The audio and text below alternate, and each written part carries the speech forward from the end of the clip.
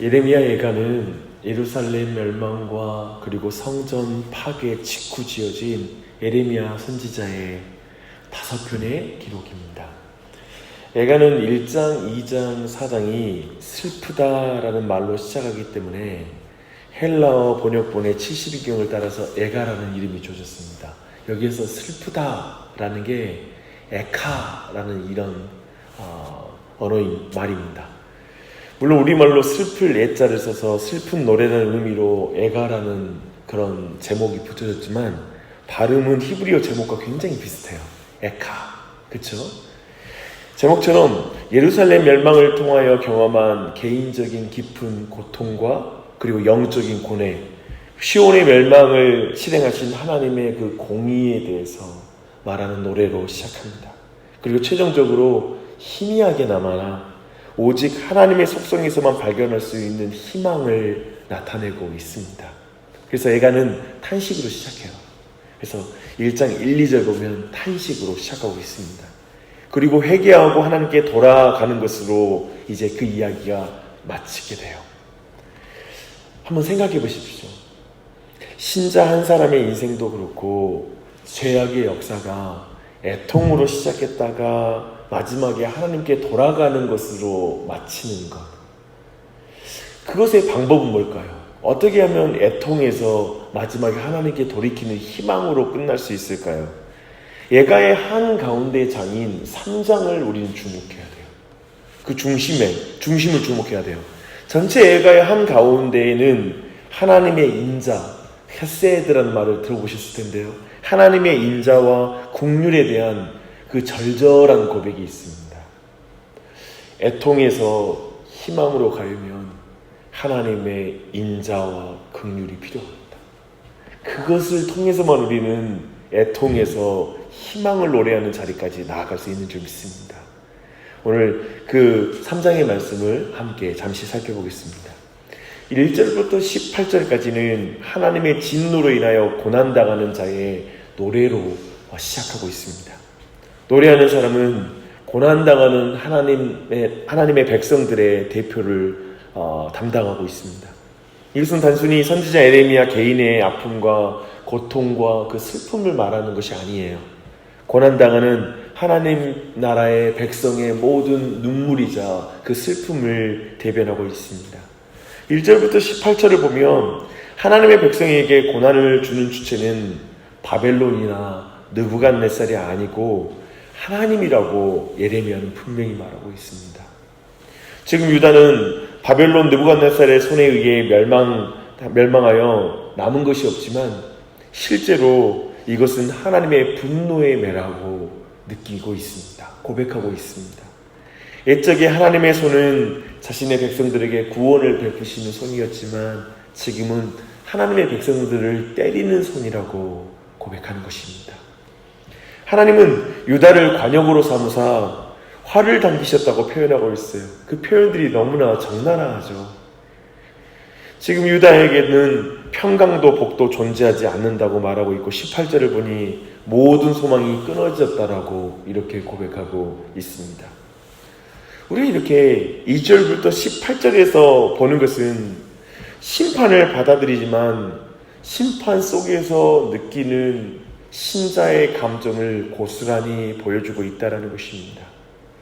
심판을 덤덤하게 받아들일 사람이 없어요. 그게 하나님으로부터 왔다는 걸 알지만 그리고 하나님의 정당한 심판이라고 깨닫지만 그게 아픈 거예요.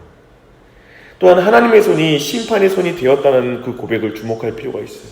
우리는 하나님이 나를 때리신다라는 표현을 되게 부정적으로 사용합니다. 그렇죠? 하나님 요즘 나 때리고 계셔 라는 말들을 되게 부정적으로 말해요. 하지만 예레미야는 도리어 이게 굉장히 정당한 하나님의 심판이다 라는 것을 분명하게 고백합니다. 도리어 재수없어서 이렇게 됐다 이렇게 표현하지 않아요. 내 인생의 어려움을 그냥 재수없어서 이건 그냥 어쩌다가 생긴 일이야 라고 고백하지 않습니다. 하나님으로부터 왔다라고 인정하는 거죠. 다만 하나님이 매를 때리신 것이니 이제 그분만이 나를 구할 수 있다는 믿음이 여기서 있어요. 더 깊이 묵상하는 거예요. 하나님부터 이 모든 환경과 조건이, 이 모든 것이 하나님께서 허락한 가운데 있는 일이다, 하나님의 손으로부터 왔다라는 걸 인정한 동시에 이 문제가 해결되는 것 또한 하나님 손에 있다라고 고백하는 것입니다.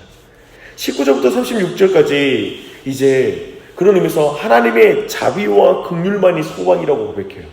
이 모든 것을 허락하신 하나님은 긍휼과 소망이 계신 분이다라는 걸 묵상하는 것이죠. 거기 안에 소망이 있는 거예요. 선지자는 민족과 자기 심령의 상태를 보면서 낙심하지만 가만히 생각해 보면서 소망을 발견해요. 지금은 하나님이 엄중하게 심판하시는 분이지만 참으로 이 모든 상황을 깊이 묵상할 때 소망이 있다는 걸 발견하는 거예요. 왜냐하면 하나님의 성품을 묵상할 때 소망을 갖게 되는 것입니다. 주의 자비와 긍휼이 무궁하다는 사실을 이제 그 묵상 가운데 깨닫는 거예요. 그리고 주의 성품이 아침마다 새롭게 된다는 걸 느끼는 거예요. 우리가 너무 유명한 그런 말씀이기도 하죠. 주의 성실하심, 바로 여기에 하나님의 헤세드, 인자하심, 그리고 에메트, 진실과 성실하심이 이 안에 있습니다. 은혜와 진리가 충만하신 분, 인자와 진실이 영원하고 대대에 미치시는 하나님의 성품, 그 안에서 모든 신자는 위로와 그리고 소망을 얻게 되는 것입니다. 이걸 깊이 바라보셔야 됩니다. 그런 하나님이 자기 기업이라고 표현해요. 24절을 보십시오. 내 기업이야. 이 하나님이 나의 기업입니다. 그는 그 기업을 기다리고 구하는 자에게 하나님은 반드시 선을 베푸시는 분이라는 걸 믿고 있습니다. 그래서 그가 할 것은 잠잠히 하나님을 기다리는 것뿐입니다. 하나님께서 자기들을 구원해 주실 날을 기다릴 뿐입니다. 그리고 나서 뒤에 말씀 보면 옛말에 젊어서 고생은 사서도 한다는 말이 있는데 27절 보니까요, 사람이 젊었을 때 멍에를 매는 것이 좋으니 라고 말합니다. 젊은 날의 멍에, 하나님이 매게 하신 그 멍에는 사람으로 하여금 그리스도를 바라보게 하는 좋은 도구가 되는 것입니다. 고난이 닥칠 때 그 가운데 하나님을 바라보거든요. 그래서 고난당하는 것이 도리어 유익함이 있다라고 시편의 기자가 고백하는 것, 시편 119편의 71절에 보면 그것이 유익하다고 표현하는데 이 또한도 이에 해당하는 것입니다. 그러므로 불평을 삼가하라고 29절에서 말하고 있습니다.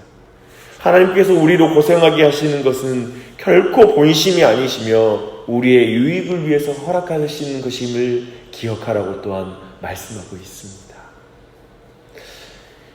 이제 예레미야를 통해 죄가 이 고난을 가져왔음을 이제 37절로 54절까지 예레미야는 다시 고백해요. 결국 선지자가 인정하는 것은 죄로 말미암아 고난이 왔고 그래서 아무도 불평할 수 없다는 사실을 그는 인정합니다. 오직 할 것은 마음과 손을 들고 하늘의 하나님께 회개함으로 나아가는 것이다 라고 말하고 있습니다. 선지자의 회개는 입술의 회개가 아니라 마음의 회개였기 때문에 그의 눈에서 눈물이 그칠 새가 없었다고 표현해요. 그리고 하나님은 그 기도에 응답하십니다. 55절로 56절이에요. 여호와여, 내가 심히 깊은 구덩이에서 주의 이름을 불렀나이다. 주께서 이미 나의 음성을 들으셨사오니 이제 나의 탄식과 부르짖음에 주의 길을 가리지 마옵소서. 내가 주께 아랫날에 주께서 내게 가까이하여 이르시되 두려워하지 말라 하셨나이다. 하나님은 선지자의 회개 가운데 하나님이 그를 돌보고 있는 걸 분명히 말씀하십니다. 신자의 회개의 기도를 하나님은 물리치지 않으세요. 반드시 들으세요. 하나님은 그의 음성을 들으셨고 그에게 두려워 말라라고 이렇게 응답하십니다. 하나님이 이 아침에도 우리에게 그렇게 말씀하실 것입니다. 두려워 말라. 선지자는 깊이 낙심했죠. 정말 인생의 고난과 하나님의 심판, 그 앞에 고통을 느끼죠. 선지자도 낙심해요. 낭망해요. 우리도 하물며 에레미야도 슬퍼하며 낙심하는 그 삶의 그 자리에서 우리도 낙심할 때가 있고 그리고 크게 실망할 때가 있습니다. 그러나 그 속에서도요, 하나님의 성품을 묵상함으로 소망을 발견해야 되는 점이 있습니다. 그리고 발견할 수 있습니다. 지금 고난이 있다면, 어려운 일을 닥쳤다면 더 깊이 하나님을 묵상하십시오. 이게 끝인가? 이게 다인가? 이게 하나님의 본심인가? 아니지. 깨닫게 될 것입니다. 거기서 깊은 회개로 하나님과의 깨어진 관계를 다시 회복하고 은혜를 누리는 삶으로 다시 나아가는 은혜가 있기를 바랍니다. 이것은 많은 그리스도인들이 체험하는 거 아닙니까? 어떤 상황 속에서도 성도를 진정으로 회복시켜 주시는 하나님의 성품을 기억하고 묵상하는 것이 우리가 경험하는 일이 아니겠습니까? 모든 상황 속에서 그리스도를 통해서 드러난 그 하나님을 묵상해 보십시오. 결코 우리는 낙심의 자리에 머물지 않을 것입니다. 예수 그리스도를 주실 만큼, 예수 그리스도를 우리에게 주셔서 사실 그분이 내 대신 화살을 맞으셨고 그분이 내 대신 모든 심판을 받지 않으셨습니까? 그걸 묵상하면 내 지금의 이 모든 상황이 하나님께서 그냥 징계로 끝나고 나를 미워하는 것도 아니고 나를 싫어하시는 것도 아니고 나를 여기에 내버려둬서 그냥 고통당하도록 멀리서 지켜보는 분이 아니라는 사실이 분명히 깨달아지거든요. 그때 우리 안에 소망이 되고 그때 우리 안에 위로가 있어요. 그리고 이제 더욱더 우리가 기억할 건 하나님께 돌이켜야 된다. 내가 하나님께 돌이켜서 이 모든 것 가운데 하나님이 회복하신 것을 보리라. 이 믿음을 가지고 나아가는 것이 마땅한 믿음의 자세일 것입니다. 하나님의 성품을 깊이 인식하면 있잖아요. 자연적으로 따라오는 게 회개예요. 하나님의 성품 묵상하면 내 안에 있는 모든 것이 드러나요. 그리고 하나님께 돌이키게 되어 있어요. 회개를 건너뛴 회복은 없어요. 이걸 기억하십시오. 회개를 건너뛴 회복은 없습니다. 사랑하는 여러분, 여러분의 어려움 속에 뭘 생각하십니까? 무엇이 여러분의 낙심에서 소망을 갖게 해줄까요?